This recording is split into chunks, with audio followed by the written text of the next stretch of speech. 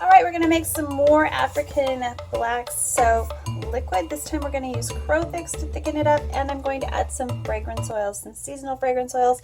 This one I'm going to use is raspberry jam. I was lucky enough to have a soap making friend on Facebook who is from Victoria get it for me, and I'm so grateful to her. So thank you so much, sweetie. You know who you are. All right, so we are going to zero. All right, now the thing with the black African soap, and in this I've got about 50 grams of Ghana soap, which is a light color. Here, I'll get all the soaps and show you what I put in here. All right, so I put in my Moroccan Beldi Sabon Hammam. I put a little bit of that. That's made with black olives. If you want to learn how to make that, it's on my website. All of the African soaps are made with potash, and potash, potassium hydroxide potash is high in potassium hydroxide, so the soaps are quite soft. With the Beldi, it is almost liquid. With the Ghana soap, it is more solid, but it is just as concentrated, and it is fairly soft as well. There's this one, and I have another one that I also use that I got in from Sapphire Blue. So if you're in Canada, you can get it in from Sapphire Blue too. All of my soap claims to be ethically sourced and directly from the soap makers in Africa. So it's sustaining those villages there, which makes me happy. So I can use their soap and I can enjoy the bounty of Africa, as my Out of Africa soap implies. In so many ways. All right, because Africa has so much beauty, and the black soap is just one more beautiful thing from Africa. All right, so I'm gonna zero my scale, and we're gonna measure out what I've got here. This is just water, 100 grams of African black soap, 50 of this one, 50 of this one, 50 of this one, 50 of this one, and 50 of my my olive oil Moroccan Sabon Beldi Hammam. So let's filter this, because as you can see there are quite a few impurities. It's made with potash, which is made from ashes. Potash is basically ashes, and they mix it directly in the soap. From what I have seen, I have been doing some extensive research, because I am hoping to make my own regional British Columbian black soap based on the black soaps of Africa, but with my local ingredients, because that's what the black soaps are. They all are different because they have different plants growing in different regions and different oils available, and they use what's available locally, so they are sustainable. All right, so this one, let's turn it on again. So stop talking my ear off and see if I can find my strainer, because there are little bits, there it is, little bits of rock and things left over in it that we don't want in our liquid soap, because we want it to be smooth. Now, as you can see, it's quite liquidy. So I just put the soap in here overnight and let it cook. It doesn't really take overnight. A few hours is usually good. This, just like my potassium hydroxide cold processed liquid soap, is a very concentrated soap. And if you go back to my my tutorial on making black soap for foamers, so the foaming bottles, so there's your kind of your leftover gunk. I'm going to rinse that away, and then we'll get the last bunch, because I know there are actual rocks in this one. And I don't want that in my final product. It's fine if you're going to do like a paste soap where you want that extra exfoliant, but we're going to exfoliants, but I just don't want any hard chunks in it. So I'm using a fine sieve. I'm measuring out our volume here. Yeah, there's some really scratchy things in there that I don't want in there. And one more time, almost all of it, and it comes out to 150 grams almost exactly. So most of my water, a lot of my water has evaporated out of this batch. But you can take this and dilute it down further and put it in foamer bottles, which I do for Pericare washes that are natural. I have a daughter who is incontinent, and so she needs a really gentle healing soap for cleansing. And if you have someone who's bedbound and they need lots of bed baths and that kind of thing, so it's 14 ounces, almost 15 ounces. What's that in grams? 405 grams. So no, there's quite a bit of water in here. I was wrong. So we're going to add, I'm going to make it 500 grams total. So I'm adding some more distilled water because I found that it was just too concentrated. And I was just washing so much of it down the drain. I like a nice thick soap, but I don't like it when it's too much. So we're going to make this so it's just right. Hopefully just right. So you were at this point here. So what we need to do now is I need to add 5 mils of my preservative. I'm going to use Germabin 2, I believe. Is this the one I want to use? Which one takes? Sorry. Including 3%, mixture 3. Usage rate 0.3 to 1%. Maybe I'll do the paraben DU, and I'll just use a few mils. Hold on. Now, paraben DU can be added to cold solutions. I got mine from Making Cosmetics, and we're going to use, for 500 mils, I'm going to use a mil.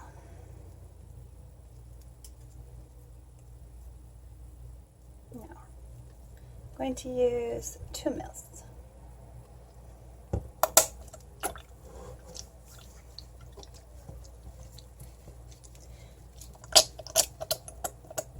Make sure I get it all.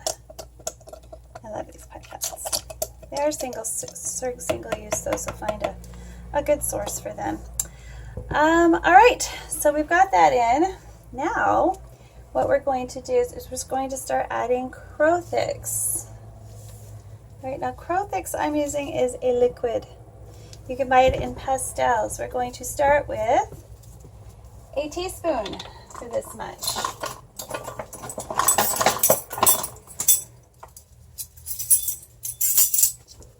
Just because it's easier. And I may need up to a tablespoon for this quantity. Who knows?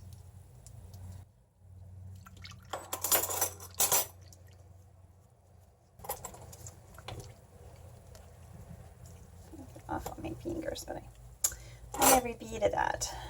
I can already feel it thickening up. That's wonderful.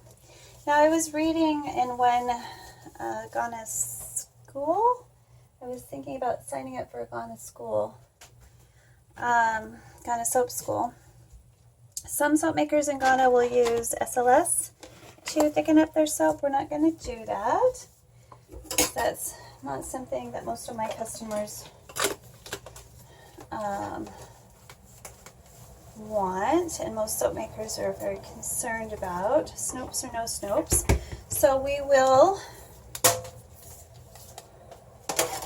go ahead and I'm going to blend this a little bit and see where our thickness is. My little one is missing. All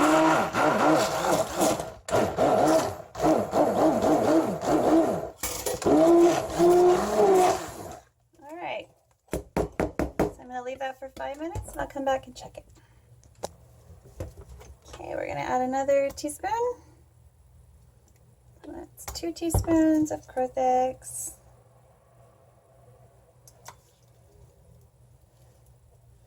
It's like honey, so you gotta get every little bit in there. Ooh, it likes the soap feel that. This is going to be nice. Well, it's black soap, so of course it's going to be nice.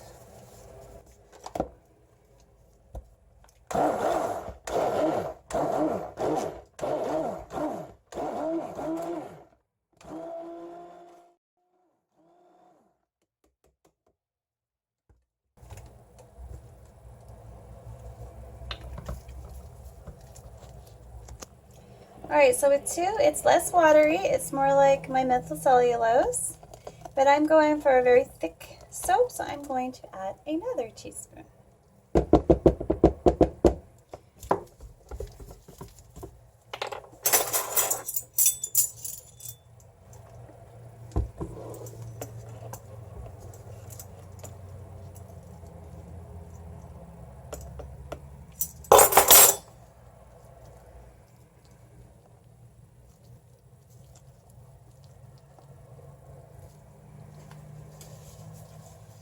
And we're going to give that another wee little blend.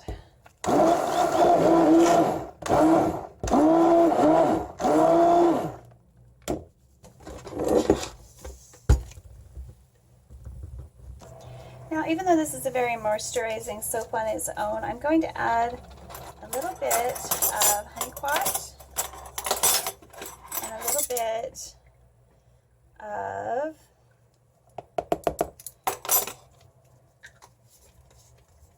honeyquat PF and a little bit of my hydrolyzed duck feathers. It is rich in keratin. A tiny bit of argan and a teeny tiny bit of sea buckthorn. I finally got a little bit of it in, and we're gonna see what this adds to the soap. I've read so many great things about it. I'm going to add just a wee touch to one of my favorite soaps.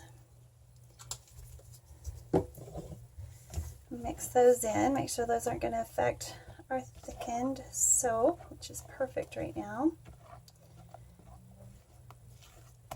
Now, if the bubbles bother you, just give it a spritz of alcohol. Let me show you what that looks like. Very satisfying. There go the bubbles. There go the bubbles. Well, a bunch of the bubbles. And I think that's all I'm going to add to this one. And now we're going to add our fragrance oil. Now I'm going to add raspberry jam from Brambleberry, like I said before. Very excited about this fragrance. And to this much, I'm just going to add a teaspoon. I don't want it highly scented. I just want it to have like an essence of berries.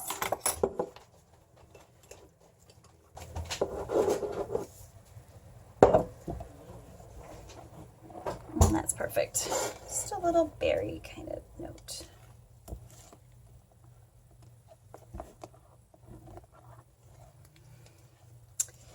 And along with the berries, we're going to again put in some orange essential oil.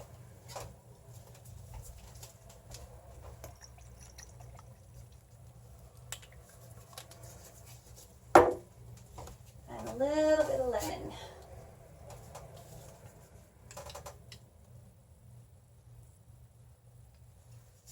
The citrus notes will make it more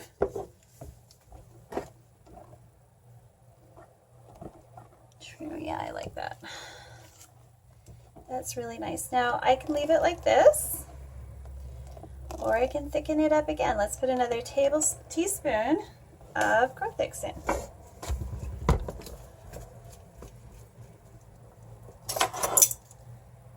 That smells like berries. Berries and citrus. It smells fantastic. Now I don't think we're going to need to go any further. Hopefully we didn't go too far and end up with black. Ooh, black. No, we're good.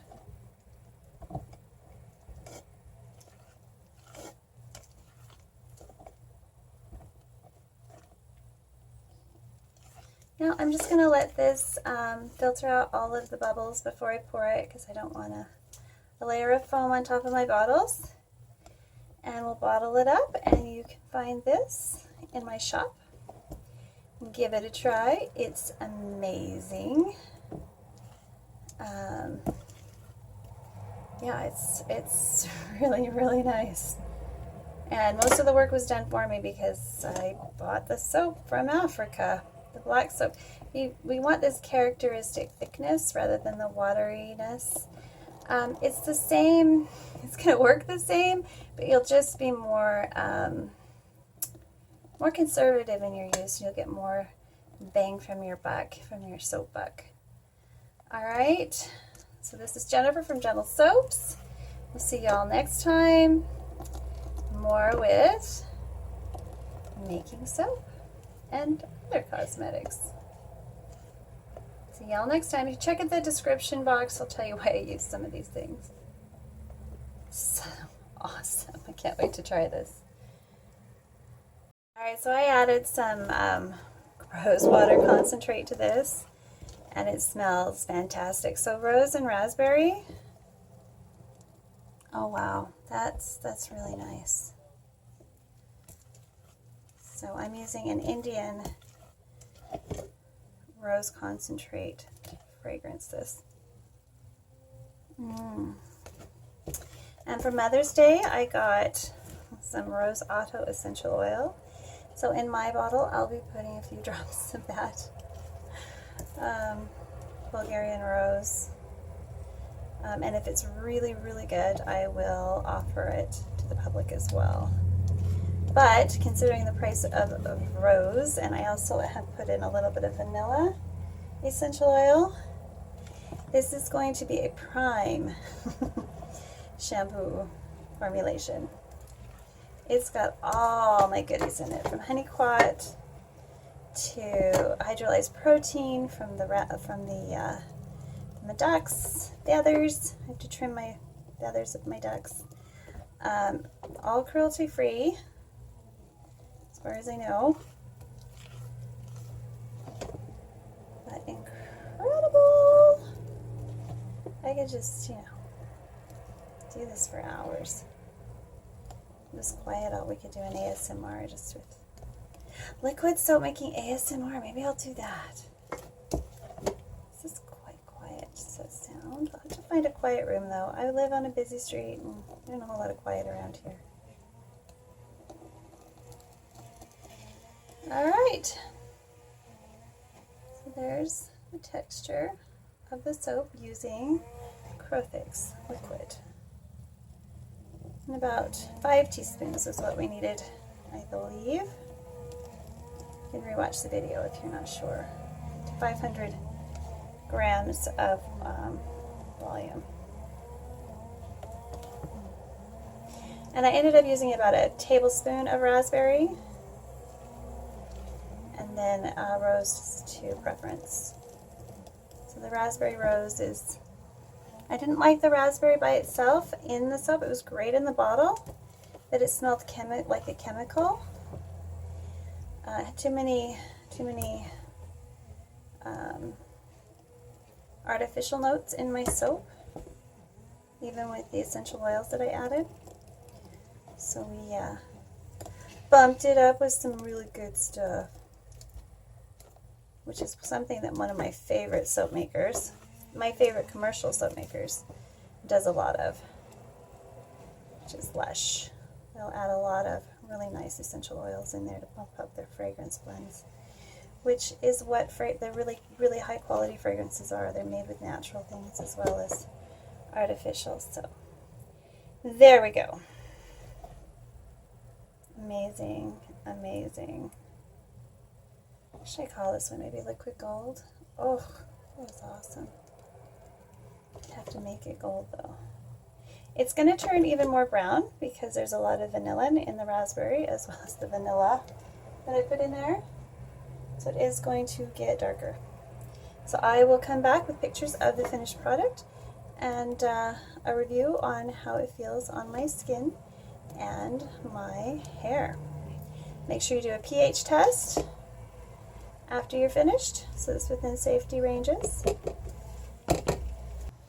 And this is the one made with Crowthix. You see how it's more like honey? They both feel wonderful. I'm actually using the unscented one right now, and love it, love it, love it. But this is wonderful stuff too. I'll just show you how thick. Now you can see that. Hopefully.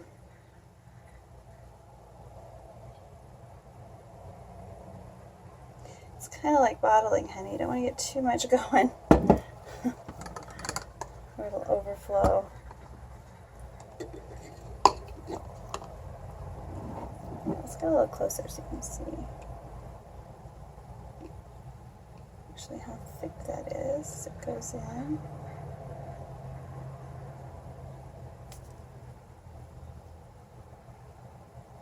I think I prefer the menthol cellulose. You just have to be careful you don't get it too much of it, because once you turn it into flubber, it's a little different.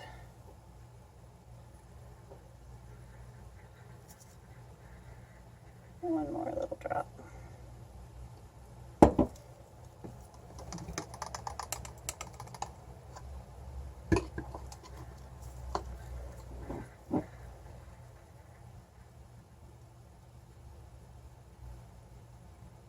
Oops, I'm getting it everywhere. It's exactly like doing honey. I'm pouring honey. I got 5 frames of honey from my bees this week that they didn't need because it was a feral swarm I was feeding, and I had an empty box that was just full of honey that I didn't even know I had. I'm surprised I didn't get completely robbed out by the other bees around. It didn't. Lucky, lucky. I'll get 1 or 2 more now.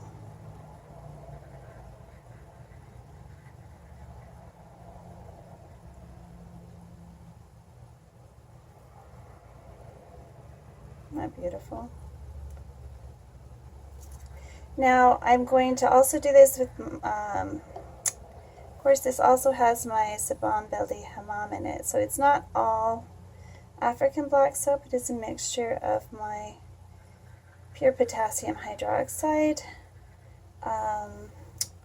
olive oil, and whole olive soap is in there too, 1/3 of it. So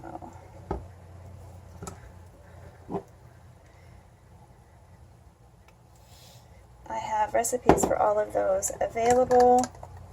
Either contact me or check out my websites. Some of my recipes are for sale, some of them I'll give away for free. Usually if you're nice and you contact me, I'm very generous.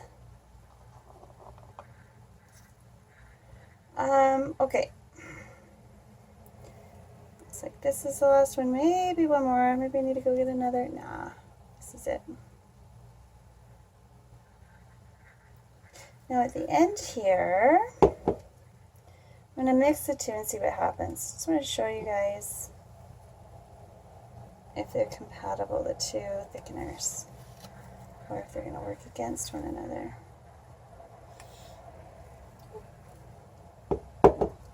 Oh, we got that one too full.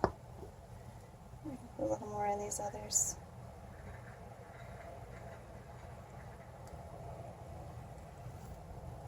Oof, maybe I shouldn't have done that. Now I'm just making a mess.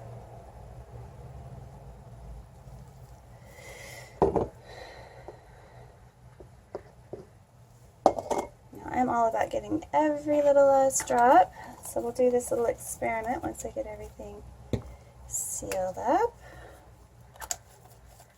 So this is the raspberry rose. Actually, it took on. And this is the unscented, which does have a little bit of orange and lemon in it for cleansing.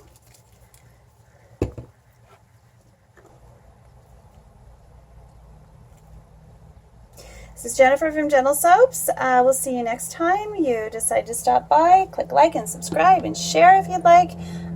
There's going to be more fun on the horizon. We've got lots and lots and lots of content coming that's new and exciting and pushes the boundary of what soap is. So this is Jennifer from Jen Spice and Gentle Soaps, and we'll see you next time. Bye for now.